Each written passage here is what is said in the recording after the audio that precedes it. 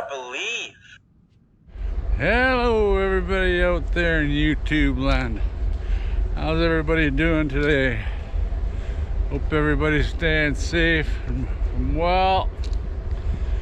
Bloody cold day here in Saskatoon, Saskatchewan. She feels more like fall football weather than spring.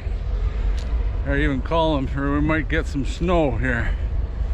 Don't need that. Need the moisture, but we don't need this cold weather. Snow, yuck, yuck, yuck. Well, I hope it warms up a bit soon here because training camp, rookie training camp opens in one short week. I don't want to have to be dressed up like a polar bear to watch the action. And after yesterday's CFL draft, be a few more boys in camp. I don't know about this draft. It's one for the future. If anybody was out there looking for some guy that was gonna step right up and compete for a starting job, I don't think we got him on this draft. Possibility of a couple. Wide receiver, maybe that Abdu or whatever. Depends what he looks like in camp. But some really wild picks for the Roughriders. It's mostly for the future, and some might not even show up.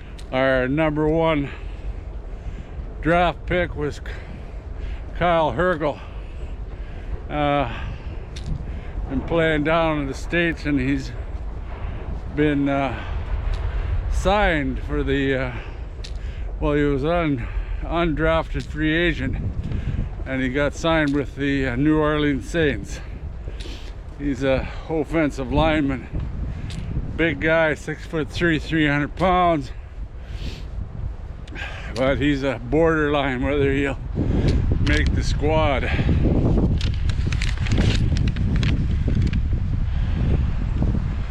He reminds me of a situation a few years back with Dakota Shepley. Same sort of situation. Talked about that yesterday. I said it's tricky with this NFL. Whether they go down there and play, if they got the ability, or they want to play up here. Obviously, O'Day and the boys talked to him, and they figure they got a chance. But like I said, it's like Dakota Shepley. They drafted him, and he stayed down there, I think, for 1 year or something. Got cut, came back, and it was a starter for us. Most outstanding rookie that year. And then COVID hit, so he gave up his contract and went back down to the States, and got on a practice roster with Dallas, and I think then went to Indianapolis, and then he's back in Dallas again with I think a futures contract. But that same thing could happen with this Kai Hergel. So you take a chance. Like, if it works out, it's a really good thing. You know, you're gonna have a top-notch Canadian offensive lineman that played several positions, but it's a big gamble, and you use him for your number one spot, so he must be close to on the edge, they figure, making it down there. Then an even more interesting choice, Nick Weeb. He played for the U of S Huskies. He's a big dude, 6'1", I think around 240, a linebacker. And I did get a chance to watch him going to the Husky game. Heck of a player, got the size. He's got the ability to be a Cameron Judge type player, but he's injured. He got injured the last game of the season, their season, in the Hardy Cup against Calgary. It's an ACL injury, and those are iffy, whether you come back from them and you're full bore and if you're not. He's similar to one of our high draft picks years back too, Jake Hardy. Same situation, but he was not hurt, but he got hurt right away. I think the bloody first practice, and same thing, ACL, leg injuries, and never was the same. So you hope for the kid that he can make a full recovery and can come back and contribute, but they say he's not going to even be ready to go until mid-season. So again, as a player that's not going to step right in and help you out, even as a backup, you know, use him as a special teams guy, but not going to happen. It's like I said, the draft's a hard thing, especially for the CFL with all the different options of players going down to the States. And then our next pick, I think, was Del Busby. He played down in I think the same league as Dressler. He was in the Minnesota, the North Division 2 team, wide receiver. You know, he's got some possibilities of being able to step in if they need him at wide receiver.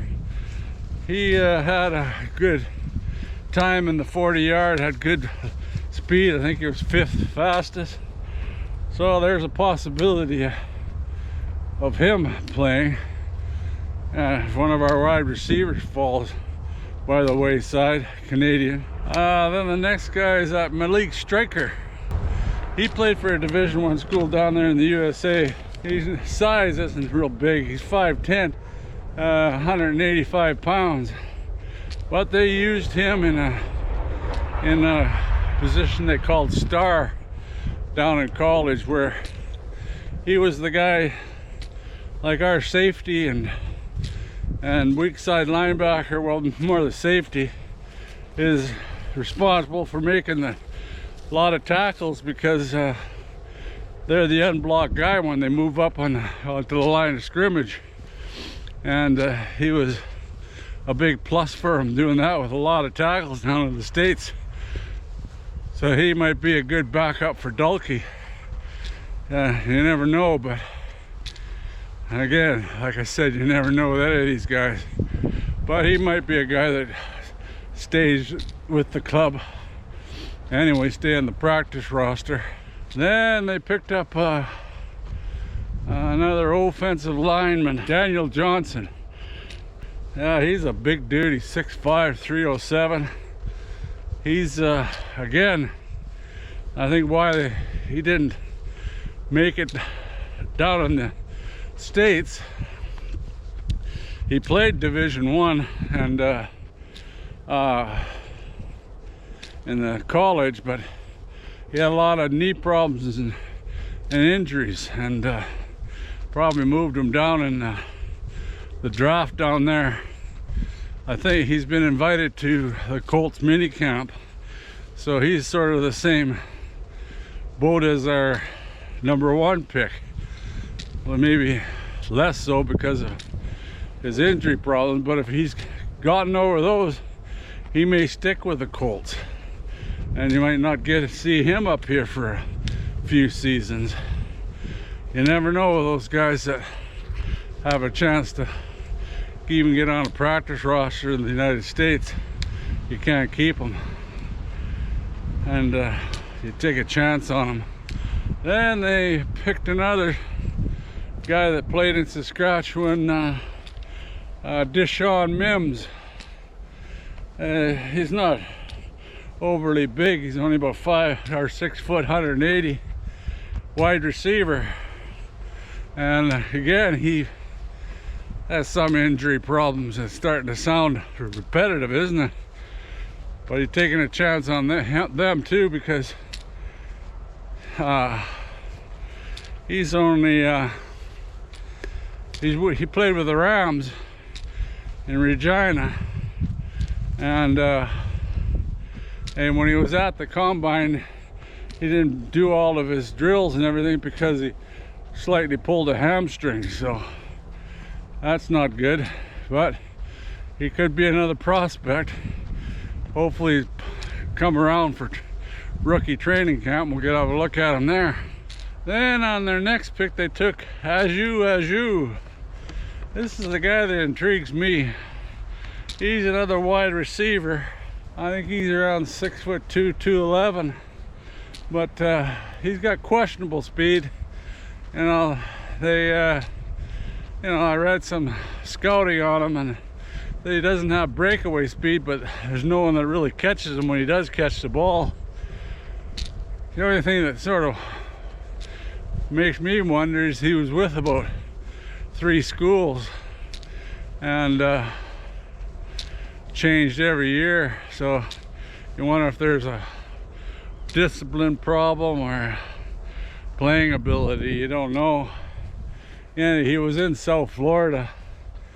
I'm kind of guessing they probably seen him at the camp that they held down in Florida a while back here when they're taking those walk-on camps. But he seems interesting. He might be able to take a spot in there too at the wide receiver. And I think it'll all depend on how much breakaway speed he really has. He's got the height and size, so he'd be an interesting guy to watch at camp.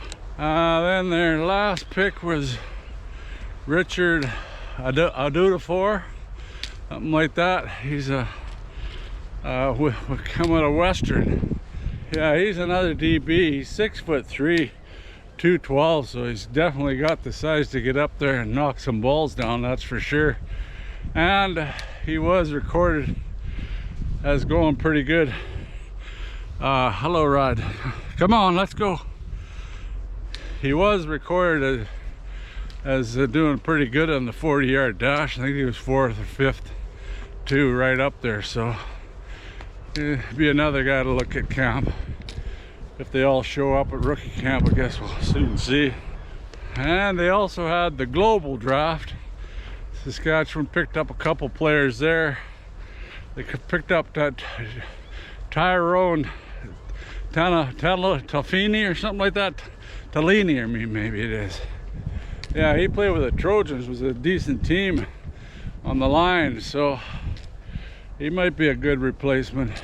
Yeah, I think he was a D lineman down there, and that's good size, I'll tell you. Be able to help Johnson out in the middle if he can stick on. You need those globals now because of the rules of the CFL.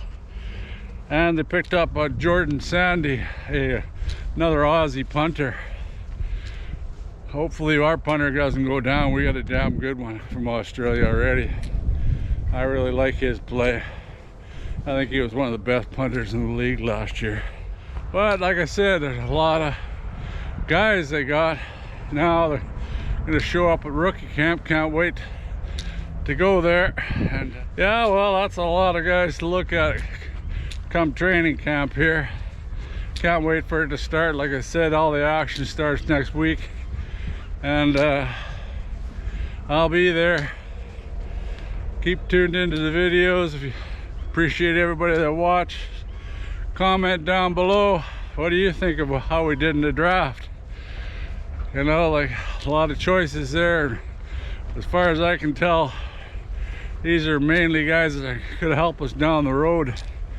And with a couple of those linemen, offensive linemen, could never see them, and might end up being the star in the CFL if we can attract them to stay up here, which is the big problem. And get them to play in the CFL for a few seasons. Always, like, they got good credentials for CFL linemen, but if they can sign down there, they won't come because of the money difference. And hell, I don't blame them, that's for sure. We signed one other guy, Sidney Houston Jr. out of Ball State. Another big line type guy, 6 foot 246. I'll have to see how he does. Definitely got the size for that line, that's for sure. So I love seeing linemen in camp. The more the merrier. Might get some wild action at camp. I wouldn't even mind seeing a few fights break out. And tell the action's hard and heavy when you see guys start shoving back and forth at each other. Which when Dickinson's camp, you never seem to see any of that. I know there's a discipline aspect to it, but I still like players that are fighting for their positions and jobs and not going to stand down. And that hasn't happened since Jones's camps. But anyway, that's a long enough video for today. Thanks for tuning in. Like, subscribe, comment especially. Love all the comments, and we'll talk to you in probably a week unless something more happens. Not much happening in the CFL. They haven't decided on the kick thing. Sounds like they're gonna go another season before they decide on changing our kick rules. Thanks for that. I don't want them to change a thing in the kickoff. And the only other thing is the Elks pending sale. They're saying they want to put their proposals in, and there's quite a few looking to put their proposals in. I've heard up to 6. So, but they don't expect none of that to happen until mid-season. So, more reason for the Elks to start off big this season, and I think they will. To me, they're looking like a team that's totally building, and watch out for next season. That's for sure. It's coming quick. Anyway, till next time, you all stay safe and healthy, and talk to you next time. Cheers. Go Riders, go.